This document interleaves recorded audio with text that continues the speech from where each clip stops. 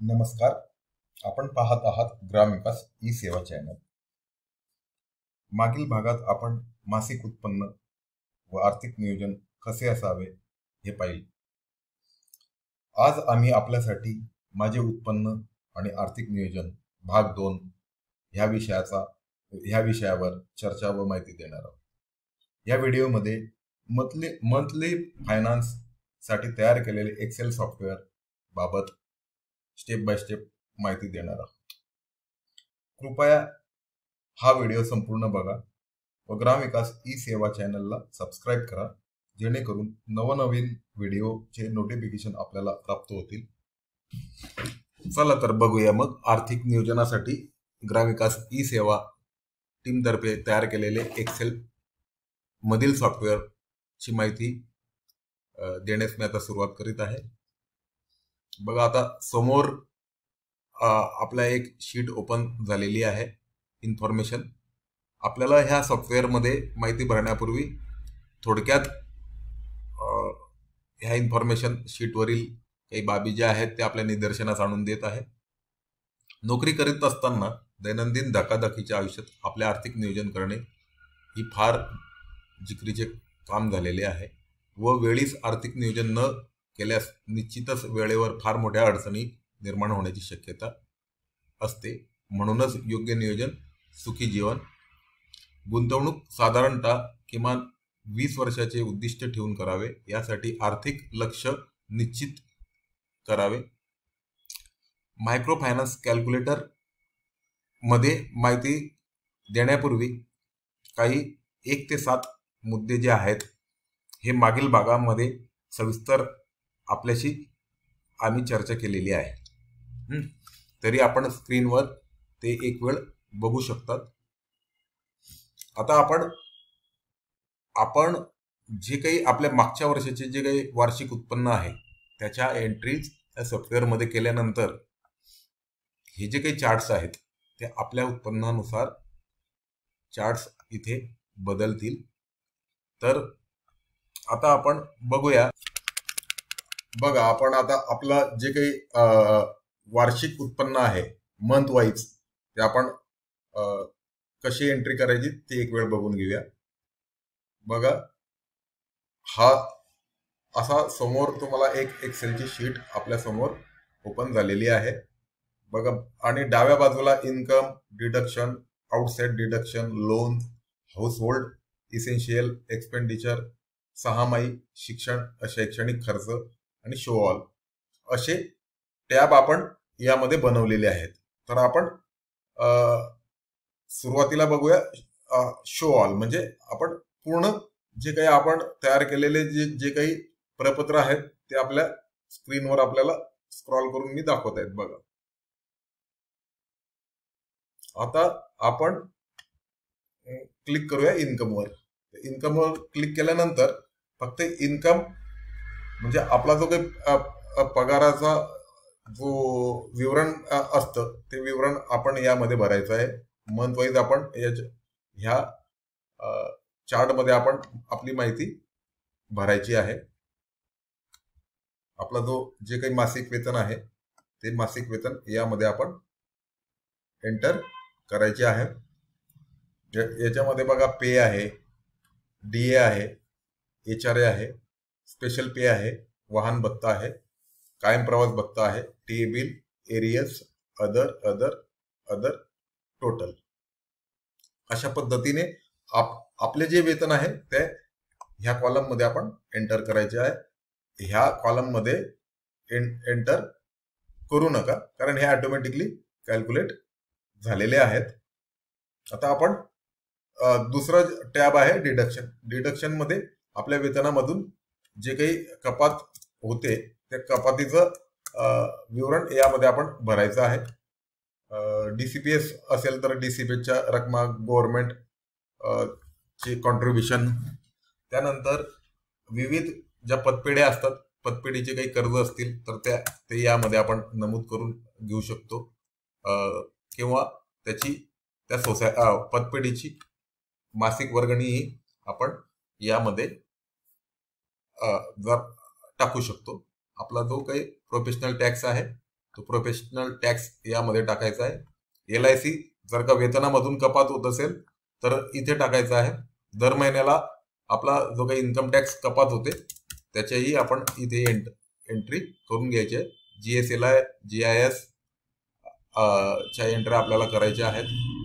काही इतर काही कुठले कर्ज वगैरे असतील ते टाकायचे. फेस्टिवल ऍडव्हान्स वगैरे ज्या काही वेतनातून होणाऱ्या ज्या काही कपाती आहेत त्या आपण यामध्ये टाकायचं आहे. यामध्ये टाकल्यानंतर बघा आपण 0 केल्यानंतर ऑटोमॅटिकली कलर चेंज होतोय. तर त्यानंतर आपण बघूया आउटसाइड डिडक्शन, म्हणजे पगाराव्यतिरिक्त आपण काही जे आपले इन्व्हेस्टमेंट असते त्या इन्व्हेस्टमेंटची माहिती आपल्याला इथे भरायची आहे. आता आपल्याकडे PPF आपण पोस्टाचा PPF काढला असेल किंवा स्टेट बँकेतून काढलेला असेल तर ते आपण अमाऊंट इथे टाकू शकतो.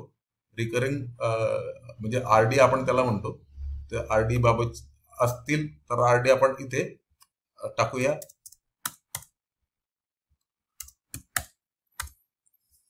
आता नॅशनल सेव्हिंग सर्टिफिकेट आपण दर महिन्याला काढत नाही, परंतु एखाद्या महिन्याला आपण काही काढलेलं असेल तर आपण यामध्ये ते टाकू शकतो. Fixed deposit, monthly income, MIS ही पण पोस्टाची एक स्कीम आहे. त्यानंतर SIP आहे. त्यानंतर म्युच्युअल फंड्स आहेत, शेअर्स आहेत, PLI आहे. PLI म्हणजे पोस्टल लाईफ इन्शुरन्स आहे.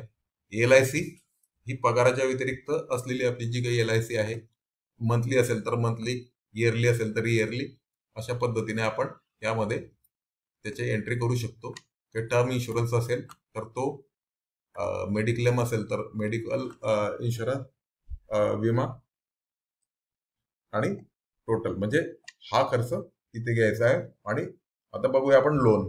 तर लोनवर क्लिक केल्यानंतर लोनचं जे काय हाऊसिंग लोन्स असतील, पर्सनल लोन असतील, त्याच्या आपण इथे एंट्री करून घ्यायच्या आहेत. त्यानंतर बघूया आपण हाऊसहोल्ड इसेन्शियल खर्च. जो खर्च आहे तो आपण अंदाजित जो आपल्याला दरमहा लागणारा जो काही खर्च आहे ह्या विविध बाबींवर मी वर दिलेला आहे, किराणा, दूध, लाईट बिल वगैरे, अत्यंत बारकाईने आपण यामध्ये बऱ्याचशा गोष्टी अंतर्भूत केलेल्या आहेत. जे काही असेल किंवा यापैकी काही नसेल, काही एखादी गोष्ट तुम्हाला वाढवायची असेल तर अदर मध्ये तुम्ही त्या गोष्टी वाढवून घेऊ शकता. तर काही 6माही खर्च असतो.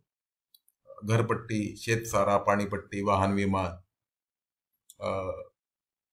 त्यानंतर car vehicle insurance, motorcycle insurance, काही लॉकर फी असेल, आपले जे काही बँकमध्ये लॉकर्स वगैरे असतात त्यासाठी, फर्निचर रिनोव्हेशन्स वगैरे, ह्या इतर काही 6माही वार्षिक खर्च ज्या महिन्यात असेल त्या महिन्यामध्ये तुम्ही इथे एंट्री करून घेऊ शकता. त्यानंतर काही मुलांच्या शैक्षणिक खर्चासाठीच्या ज्या काही बाबी असतात त्या तुम्ही इथे एंट्री करू शकतो आपण. मासिक असेल मासिक, वार्षिक असेल तर वार्षिक, अशा पद्धतीने आपला हा सगळा जो monthly expenditure, income and monthly expenditure आपण ह्या सर्व शीटमध्ये नोंदवलेल्या आहेत. तर आपण ह्या सर्व गोष्टीचा ऍब्स्ट्रॅक्टही आपण इथे बघू शकतो. टोटल इन्कम किती होतं मंथ वाईज आणि टोटल एक्सपेंडिचर आपलं किती झालेलं आहे आणि शिल्लक आपल्याकडे त्या महिन्याला किती आहे. आता आपण त्या पे नावाच्या शीटमध्ये एंट्री केल्यानंतर आता आपण बघूया, आपण जे काही एंट्री केली त्या अनुषंगाने आपण दरमहा ज्या काही बचत किंवा जो काही खर्च असेल तो आपल्याला एक ॲब्स्ट्रॅक्ट स्वरूपात आम्ही तुम्हाला उपलब्ध करून दिलेला आहे. बघा, आता इन्व्हेस्टमेंटवर क्लिक केल्यानंतर तुम्ही इन्व्हेस्टमेंट दर महिन्याला कुठल्या कुठल्या बाबींवर करतात त्या सर्व बाबीचा हा ॲब्स्ट्रॅक्ट इथे तुम्हाला दिलेला आहे. त्यानंतर हाऊसहोल्ड एक्सपेंडिचर सुद्धा इथे दिलेला आहे की तुम्हाला मंथली लागणारा खर्च वार्षिक लागणारा खर्च, त्यानंतर टॅक्सेस आहेत, त्यानंतर तुम्ही लोनवर मंथली होणारा खर्च, वार्षिक होणारा खर्च, आणि त्यानुसार बघा इथे आपण जे काही स्टँडर्ड ठरवलेले होते की आपल्या उत्पन्नाच्या 25% आपलं लोन असावं. बघा इथे हे लोन दिलेलं आहे 25%. टार्गेट ऑफ लोन 1,64,000 आणि actual paid loan 1,98. Actual loan pay 30%. तसंच बघा टॅक्सेसचं पण तसंच आहे, स्टँडर्ड 5% आहे, तुम्ही 2.4 करतायत. हाऊसहोल्ड एक्सपेंडिचर आपला 25% असला पाहिजे, तर आपला खर्च आहे 26%. इन्व्हेस्टमेंट आपला 25% 30% असली पाहिजे, तर आपली इन्व्हेस्टमेंट 30% इथे होताना दिसत आहे. तसंच एज्युकेशनवर 5% आणि आपला हा टोटल ऍबस्ट्रॅक्ट इथे येणार आहे. अशा पद्धतीने हे सॉफ्टवेअर आपल्यासाठी उपलब्ध करून दिलेलं आहे. आता थोडक्यात आपण पुन्हा एकदा जाणून घेऊया. माझे मासिक उत्पन्न समजा महिन्याला 1,00,000 असेल, तर माझ्या मासिक उत्पन्नाच्या 30% रक्कम ही मला माझ्या भविष्यासाठी गुंतवणूक करायची आहे. तर त्या 30% मधील 25% हे फिक्स रिटर्न देणाऱ्या याच्यामध्ये गुंतवणूक करावं असा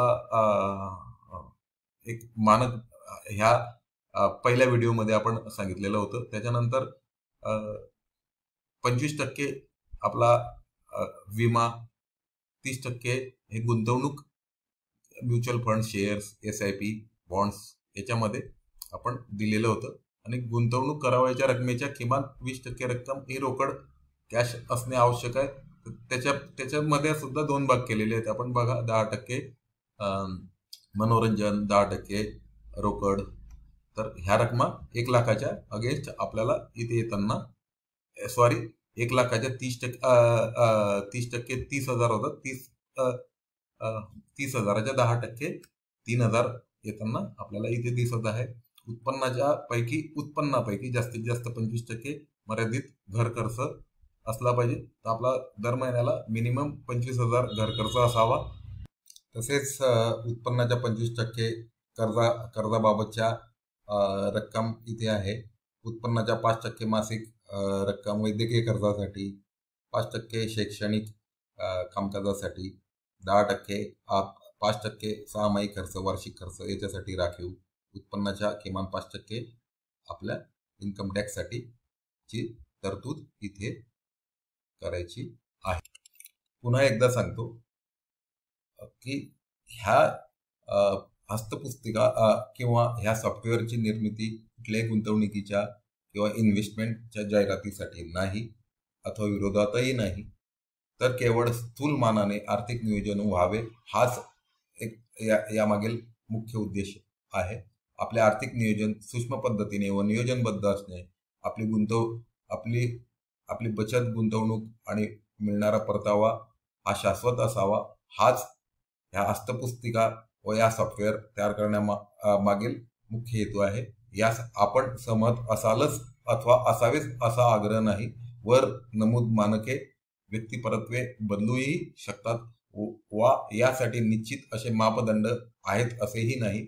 मात्र आपले आर्थिक नियोजन सुनिश्चित करण्यासाठी याचा निश्चित उपयोग होईल असा विश्वास आहे. आपले आर्थिक नियोजन करताना आपण आपल्या आर्थिक सल्लागाराची सल्ला निश्चित घ्यावा व त्यानुसार आपले आर्थिक नियोजन करावे ही विनंती आहे. आजचा व्हिडिओ व व्हिडिओमधील विषय आपणास कसा वाटला याबाबतची कमेंट आपण नक्की कळवावी. तसेच ग्रामविकास ई सेवा चॅनलला आपण सबस्क्राईब करा, जेणेकरून आपल्याला नवनवीन विषयांबाबतची माहिती आपल्याला उपलब्ध होऊ शकेल. ग्रामविकास टीमतर्फे आपले खूप खूप आभार. धन्यवाद.